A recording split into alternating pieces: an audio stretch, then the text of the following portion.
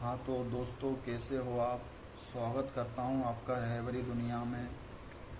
अगर आप मेरे चैनल पर नए आए तो सब्सक्राइब करें, बेल आइकन को प्रेस करें ताकि आने वाली वीडियो आप सबसे पहले देख सकें। मैं बताने जा रहा हूँ एक अमल के बारे में जो कि बेशुमार पावरफुल है। वो काम में आता है घर से आत्माओं को बाहर निकालने में। जैसे कि हमें कभी डर लगता है घर में, या हम अकेले नहीं रह पाते, हमें ऐसा लगता है कि हमारे पीछे कोई घूम रहा है, कोई आगे घूम रहा है।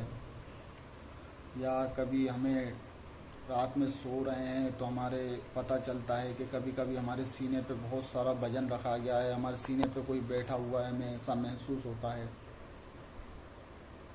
या कभी गंदे गंदे सपने आना हमें। हाँ, पर एक बात है कि घर में ये चीज़ें जब रहती हैं तो घर में विपत्ताएं लगी रहती हैं, घर में परेशानियां लगी रहती हैं। या तो वो दुखी हो आदमी, या परेशान हो, या कुछ करने की सोचता है, कर नहीं पाता है। तो इस प्रकार से ये चीज़ें परेशान करती हैं। और मैं आपको बताता हूँ, पहले वो दुआ देखिए। दुआ है छोटी सी, फिर मैं आपको बताऊंगा उसका करना क्या है। दुआ देखिए आप, छोटी सी है। ये दुआ को आप याद कर लीजिए। याद करने के बाद जब आप घर में दाखिल हों, आपको ऐसा लगता है कि आपके घर में किसी ने कुछ करा है, या कोई चीज़ आपके घर में रहती है, या डर लगता है आपको, तो आप उसको दुआ को याद करिए। और जुमरात यानी गुरुवार को आप इसका क्या करिए, आप घर में दाखिल होंगे तो जैसे ही दीवार होगी आपके दरवाजे के पास में, उस दीवार पर ये दुआ को उंगली से लिखना है। आप एक बार के लिए ये होता है कि जैसे आप घर में घुस रहे हैं और आपको घर में डर लग रहा है, तो तब ये करा जाता है। हाँ, हमेशा के लिए इन चीज़ों को घर से बाहर निकालना है आपको, ताकि हमारे घर में किसी भी प्रकार की कोई चीज़ ना रहे। तो उसके लिए करना पड़ता है, यही 5 गुरुवार को लिखना पड़ता है घर के चारों कोनों में।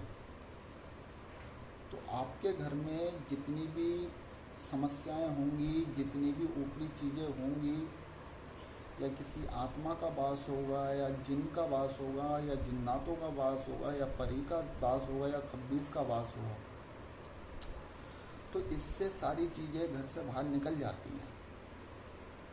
और इसमें कभी भी कोई शिकवा नहीं रहता है, कभी भी कोई परेशानी नहीं रहती है। मैं आपको एक बात बताता हूँ, इस दुआ को यकीन मानिए, आप करके देखिए। आपको ना ही तो किसी के पीर के पास जाना पड़ेगा, ना ही फ़कीर के पास जाना पड़ेगा, ना किसी बाबा के पास जाना पड़ेगा, और ना ही तांत्रिक के पास जाना पड़ेगा, और ना ही आलिम के पास जाना पड़ेगा। आप अपने घर का इलाज, आप अपने घर की बुरी आत्माएं, बुरी शक्तियाँ हैं, आप खुद निकाल सकते हो। इसमें ना ही आपका खर्चा आएगा, ना ही कोई पूजा पाठ देनी पड़ेगी आपको, ना ही किसी के आगे पीछे आपको घूमना पड़ेगा। ये आप खुद ख़त्म कर सकते हो अपने हाथों से, और कोई बड़ी बात नहीं है ये। तो ये इसमें एक फ़ायदा और ये होता है कि कितनी ही बड़ी चीज़ें होती हैं, या ही कितनी ही पुरानी आपके घर में चीज़ें वास कर रही हैं, तो वास करना उसको कहते हैं कि जो घर में वो चीज़ें परमानेंटली बैठी हुई हैं और वो हमारे काम बिगाड़ने लगी हुई हैं, या हमें वो परेशान कर रही हैं, या किसी भी प्रकार की दुख, बीमारी, परेशानी, ये चीज़ें हमें लगा रही हैं, तो ये चीज़ें बाहर हो जाती हैं इस दुआ से। ये दुआ कुरानी दुआ है, इसको हजारों आलिमों ने आजमाया हुआ है।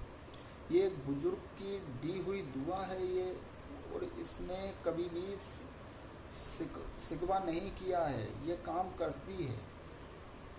तो ये आप करके देखिए 5 गुरुवार, तो आपके घर की जितनी भी शैतानी ताकतें होंगी, शैतानी चीज़ें होंगी, या किसी ने कुछ करा होगा या किसी ने कुछ भेजा होगा, तो सारी चीज़ें घर से रफा दफा हो जाएंगी और घर में किसी भी प्रकार का ना ही डर रहेगा, ना ही किसी प्रकार की चीज़ रहेंगी। तो हम यही दुआ करेंगे कि आप करें इन चीज़ों को और इन चीज़ों से फ़ायदा उठाएं, ताकि आप सुखी रह सकें, आने वाला आपका जीवन भी सुखी रह सके। तो आप करके देखिए। और बस आज के वीडियो में इतना ही। अगर आपको वीडियो अच्छा लगे तो लाइक करिए, ताकि मैं आने वाले टाइम में और वीडियो अपलोड कर सकूं आपकी खिदमत में, ताकि आप फ़ायदा ले सकें उन दुआओं से।